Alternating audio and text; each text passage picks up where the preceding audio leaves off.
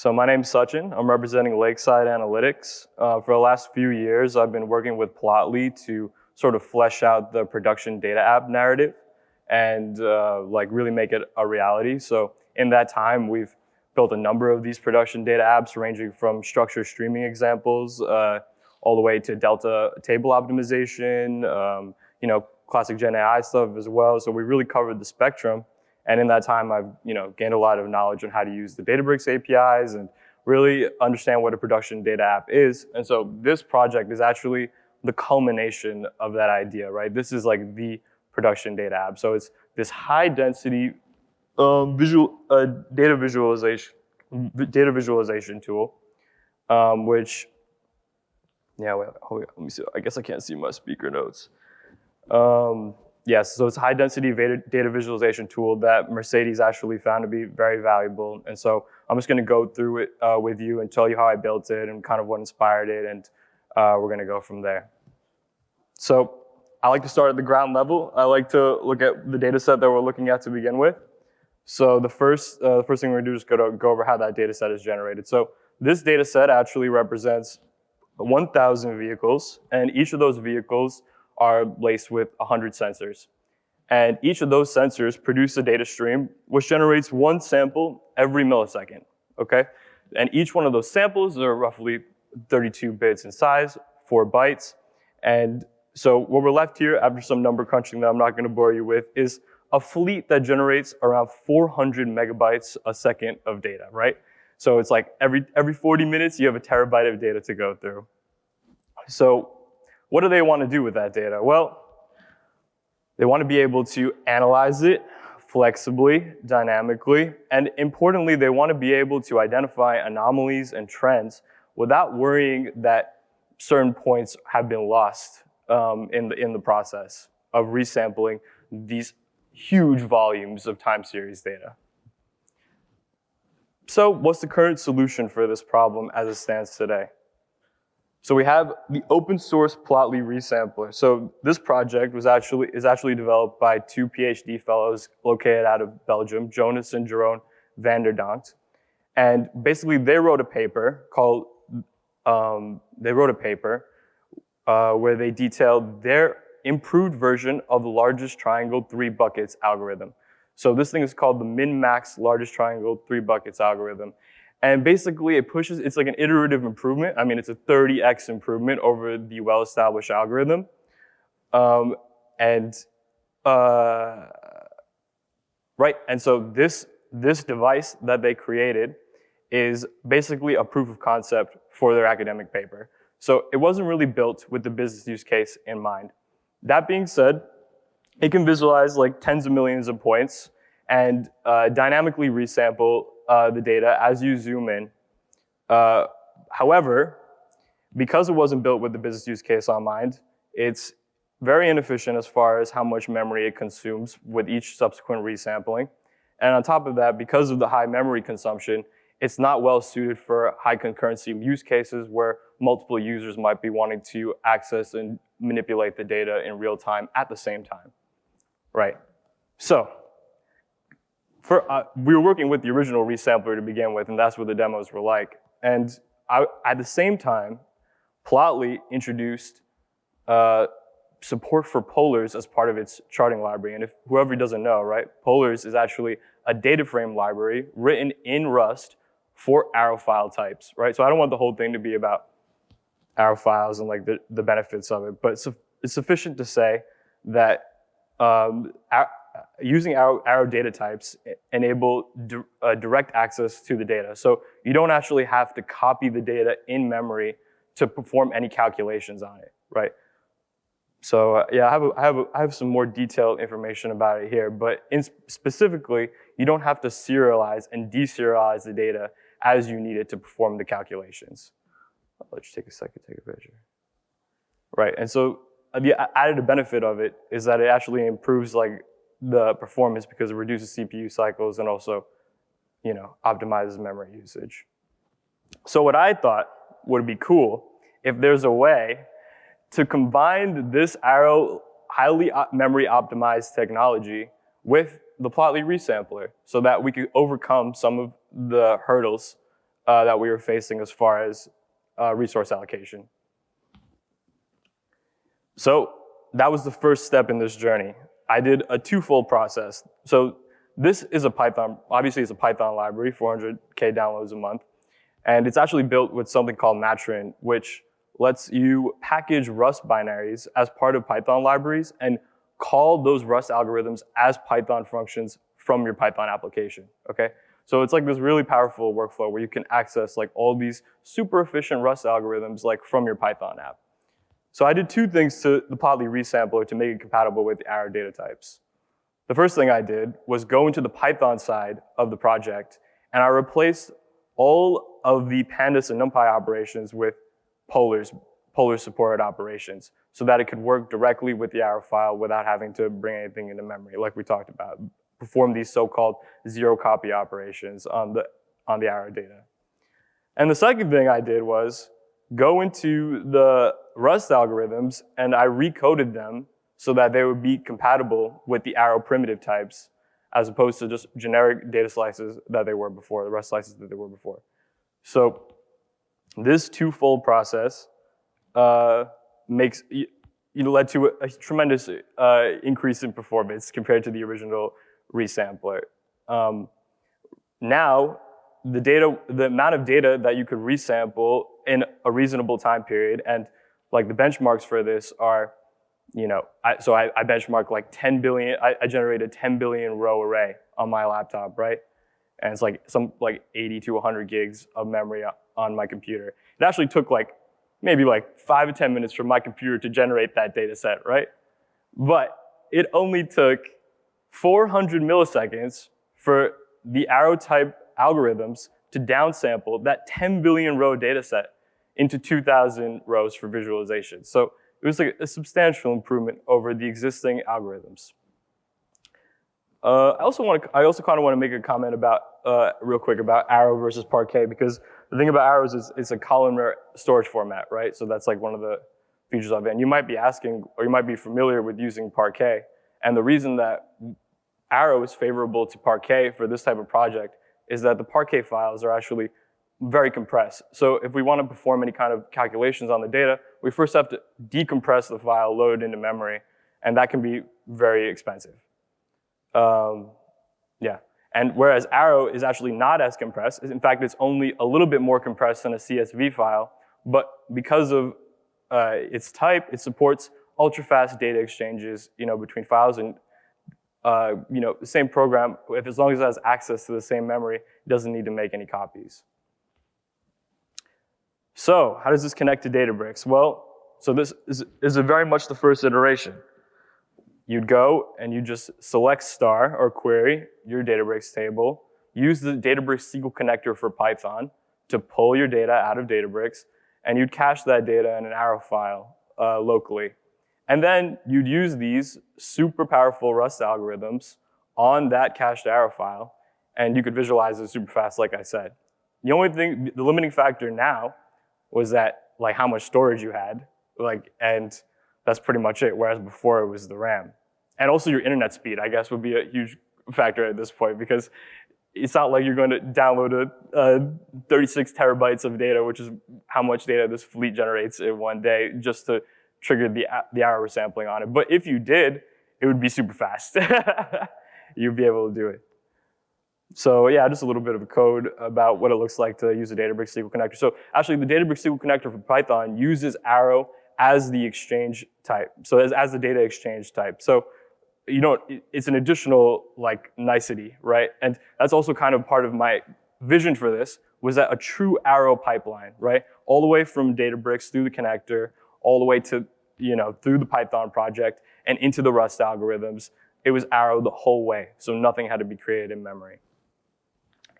All right, and I have a little, but we're gonna get to a nice little demo at the end of this so you can see it, but this is just how it looked at first.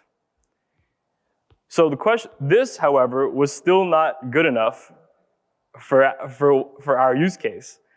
Like I said, it's not feasible to cache terabytes of data locally before processing it. And on top of that, if the data's streaming in real time, or if you have some incoming data, the amount of time it would take to query and pull that kind of data from Databricks is too long. The data would be stale at that point. So we needed a way to push the downsampling that takes place in the Rust algorithms onto Databricks. Okay, and so during this time I explored like lots of ways to do this, right? And my first was creating Python UDFs and maybe just installing the Python library which I had created onto an engineering cluster would have been enough. But I ultimately came to the conclusion that doing this in Databricks SQL is actually the way to do it, right? So for a few reasons, right? So one is you can leverage the serverless SQL warehouses, okay, which is, for those of you who don't know, is basically a bunch of engineering clusters which have a layer of orchestration on top of it, so you can parallelize like super large amounts of queries. And also, it leverages Photon, which is super awesome, super fast. It uses C++ and Spark under the hood. So if you're wondering like where the Spark is and all this, that's where it is. And I was able to implement the same algorithms that I had coded in Rust in SQL and just push it down as a SQL query and pull back those results. So I think it's important to talk a little bit about why this is possible, because this algorithm, okay, is a little bit special compared to others, okay? It's not taking an average, right? It's approximating your data. It's creating a visual representation of your data by drawing triangles to represent it, okay? And in fact, it draws the triangles with the largest area between these buckets, which is divided in between. So in that way, you always preserve your peaks and troughs in your data set as you perform subsequent downsamplings of the data, right? And so that's why we can just go and push it down on Databricks and not be worried about losing some of these really important points, right, when we come back and then do subsequent resampling locally on the client side. Right, and I want to emphasize that more actually. Like, it is selecting the best points to represent your data set for whatever time period you're interested in. And it's not doing a calculation with an average where it would suffer with subsequent resamples. Yeah, so that's exactly what I did, min-max LTTB in Databricks SQL. And we'll get into that a little bit. I think actually I kind of want to show you the demo. Or maybe I'll go through the whole thing before I show the demo. Yeah, so you can get an idea of how the algorithms benchmark locally versus using the SQL warehouse with Photon. So this is like the query profile. I'm sure you guys are familiar with this, but the downsampling algorithm, the Databricks SQL version of it, resamples 2 trillion rows, which represents about 5 terabytes of data, to 10 million rows in about 6 minutes. And actually, subsequent resampling of overlapping data sets takes less time because Databricks SQL has something called a cache behind the scenes.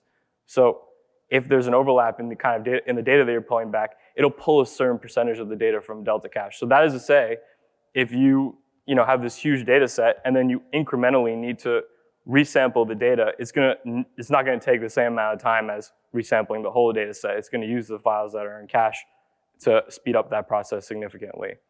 And then of course, this is like super slow compared to the local version of the resampler with Rust, which can perform a downsampling of 10 billion rows to 2,000 rows in roughly 400 milliseconds. So it's on the microsecond level of latency for like 50 million rows. Yeah, and like I said before, like if you could have a huge arrow file like representing some trillions of rows locally, you could apply these downsampling algorithms to that huge arrow file and be able to have like a really nice experience where you don't have to be worried about the density that is visible in the graph itself, because it's going to go down to the point level, like whatever is available in the data set to begin with. So yeah. So because of this, there's different levels of server-side resampling that we can apply to our data. So The first version, right, is where there's no server-side downsampling. So data is pulled out of Databricks, but only resampled on the client side. You know, that's a situation where you don't have that much data, and you could conceivably just query or select star some tables out of Databricks and pull it into an arrow file and do the resampling.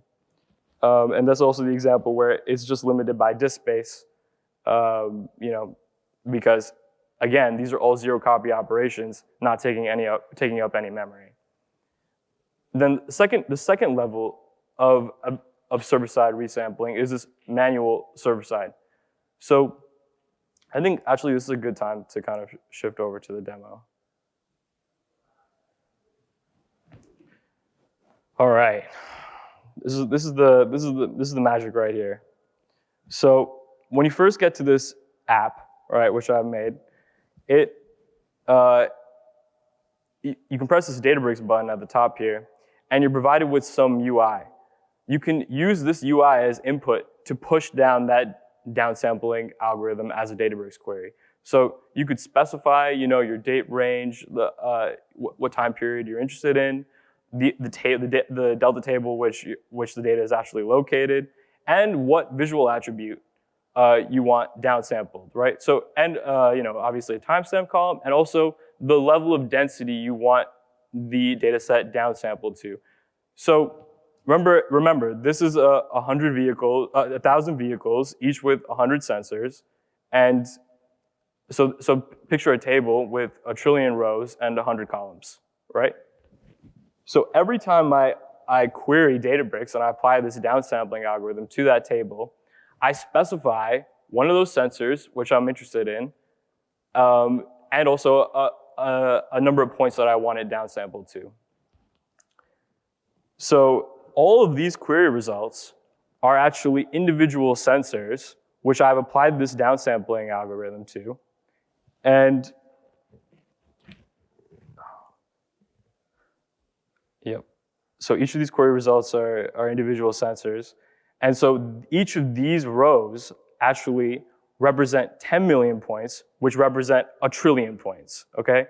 So each one of these query results is the downsampled product of that trillion row data set down to 10 million rows for each sensor. So in that way, and just to give you an idea of the performance of this, right? I have 10 million selected right here. I can literally just go through and continue to add traces of 10 million rows to this graph, and like just keep going all the way up. And it's because the arrow is so memory efficient, it really doesn't take up any additional memory to include all these rows. And if I went over here and I went and actually tried to zoom in now, so here we have roughly what, like 1, 2, 3, 4, 5, 6, 7, 8, 9, 10, 11, 12, 13, right? So this is 130 million data points right here, which actually represents, right, 13 trillion data points, right? Because it's 13 trillion rows for each of these columns. So it's 1 trillion rows for each of these columns. So yeah, and if you want to, and you could do this dynamically, you can really zoom in, keep on zooming in, and you can see that the traces completely redraw every time you zoom in, like with no latency pretty much. Go ahead. Oh yeah, and by the way, yeah, this is running locally on my laptop, on my quite modest by today's standards laptop, you know, and yeah, yeah, that's exactly right. Yep. So it's all running locally like that. And I'm gonna like really juice it up now, and this is the reason that I was so frustrated with the projector, because I want to show you how long it would take if I just selected all of them, right? So each one of these, keep in mind that each one of these traces represents 10 million rows, right, which have been downsampled from 1 trillion points. So I think it's just a second here. Okay, so we have 100 traces, each with 10 million data points, each representing 1 trillion rows. So it's 100 trillion individual distinct data points that are being represented in this graph here, like on my computer, you know what I mean, like on my laptop. So it's crazy, like the performance is awesome. And I know this would take probably take like 3 or 4 seconds, but I'm willing to take the risk here with you guys. Not that you would really be able to discern, like this is really just to flex kind of. It's not like, if you're using this in a use case, you're probably comparing like 5 or 6 different kinds of sensors or whatever, and you can, you take the same time period and you can zoom in, you can get to the time period that you want and compare them. So if you say the engine temperature and the cooling temperature at the same point in time, you can see exactly what they are with no latency, right? So like it has to be dynamic like that. So, so I can zoom in, and even if I go ahead and try and like resample out of this 100 trillion points, like right here, you'll notice it doesn't really take that long. It takes like maybe 3 or 4 seconds. And you'll see it redraw in a sec here. See how I redrew like that? And so you can keep doing that actually. And because it doesn't take up any memory and it's so performant on the CPU side, like you can literally keep doing that. And that's pretty much what I've been doing for the last few days, just like zooming in and out and playing with it. And also I kind of want to take some time to bring some attention to these nice like dash UI elements. So I'm using this really nice dash AG grid here, which enables like a pivot mode and all this sorting, and you can select tables in batches and all kinds of stuff like that. And also, so the reason that I switched over to the demo actually in the first place, away from the presentation here, is because the third kind of level of server-side resampling that we can administer is this dynamic resampling. So since these represent 10 million points, right, it's only a certain density that you're going to get, like no matter what. So after you reach a certain threshold, right, you want there to be some automatic resampling that occurs so that you maintain that point density, right? Because otherwise it'll be coarser than it should be. So that's what this trigger does, and we can do this only because of how flexible and customizable the dash interface is, right? So if I activate this server side, right, and by the way, like you need to provide it with a context. Like there needs to be a trace to begin with, right, for it to have some context about what kind of density that you want to pull back. So. So once you activate that server side, once you reach a certain coarseness, it's going to detect that the density is too low, and then go back and reapply the downsampling algorithm to that time period which you're interested in to get the density that you need. What else I was going to say about that?